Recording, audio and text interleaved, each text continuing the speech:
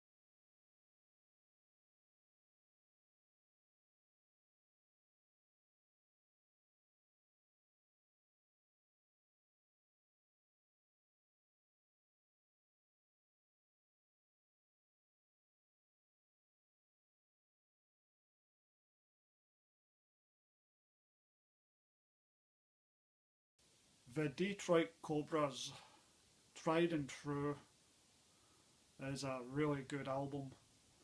Very straightforward 50s style rock music. It's, with female vocals. It's very good. I would recommend it. Friends Manifest is the album title. Just really good pop music. Alice Gold. I believe she only has the one album, Seven Rainbows. Really good pop music. Certainly worth a listen. I enjoy it a lot. It's of no particular grand merit. The music is not amazing. The lyrics are not amazing. Her voice is not amazing. But it's all good, solid, and very effective, and I would recommend it. Charlotte Heverly. She has a really good album called New Worlds.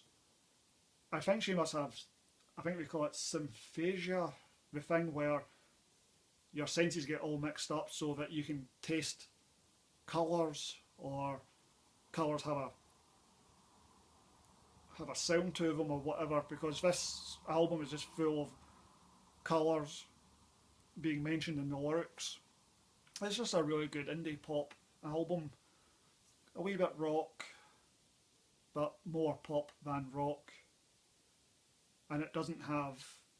I think she came out kind of sort of from the Britpop era. She's connected to the band Ash, who are, I think, tangentially connected to Britpop.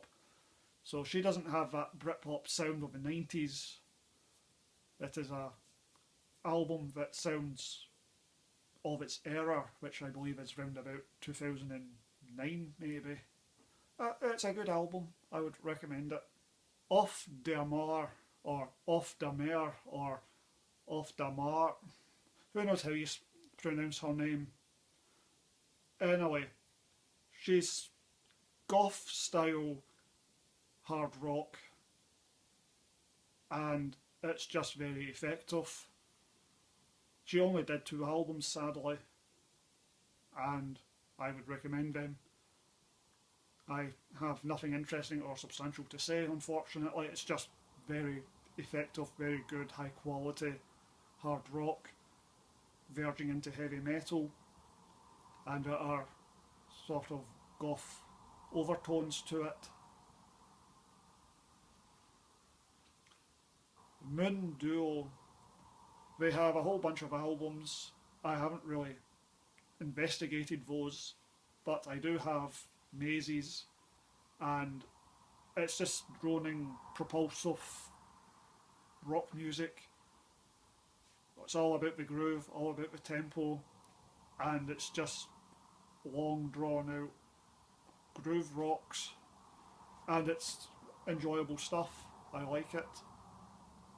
The Naked and the Famous, I believe they are from New Zealand, and they are just a really good pop with a bit of rock and dance elements pop group, and they are very good.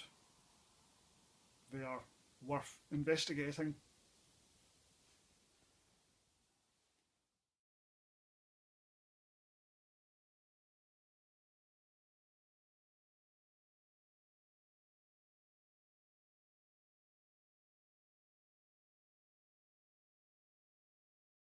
Our Broken Garden, these two albums that they released are moody, atmospheric, windswept, ambient pieces with really nice, big, haunting vocals. I like them. I don't know if there's an awful lot of actual substance beyond that they just sound really nice, but they do sound very nice.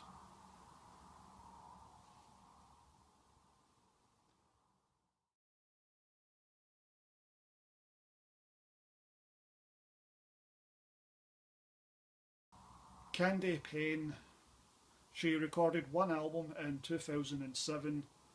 I Wish I Could Have Loved You More. Just really good 60s style girl group music. I guess it harks back to Dusty Springfield and people like that.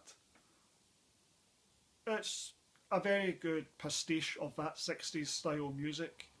I think there's a bit more substance to it than that would suggest. I really enjoy the album. It is certainly worth a listen. Candy Payne is the sister of the lead singer from the band The Zootons, which back in the time when she got her record contract was probably a big deal. Although nowadays the Zootons are probably remembered for one thing only, in which they wrote the song Valerie, which Amy Winehouse covered to much more popular acclaim. I like Candy Payne. I think it's a shame she didn't get to record a second album because it's an album I've certainly listened to a whole bunch and I enjoy. I have no issues with it. I think it's well worth a listen. The Plasticines, they were a French band, girl group. I get the impression they were pretty bad musicians, but it's one of those cases where a bunch of pretty girls get together, bang about with their instruments, they create a decent enough sound, and the sum is greater than the sum of the parts.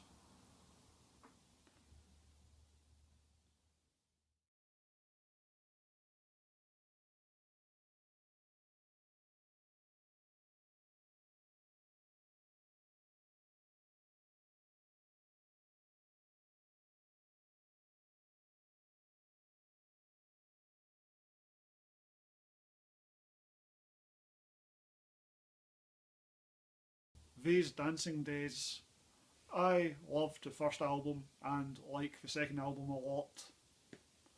Straightforward, simple pop music of no great depth or meaning, but a big sugar rush of upbeat pop.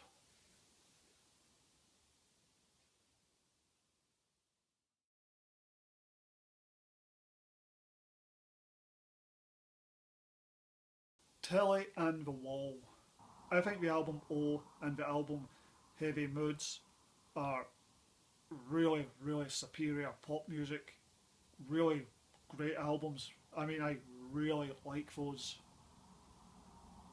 Great vocals, just a great forward propulsion pop sound to them. Just really, really good. I did have a quick listen to the previous albums, and as soon as there was male vocals, I was out. Whoa, I do not want this. I know what I like from this band, and it's the woman singer. this is not what I want. And I think maybe it was also a bit more acoustic, a bit more less pop.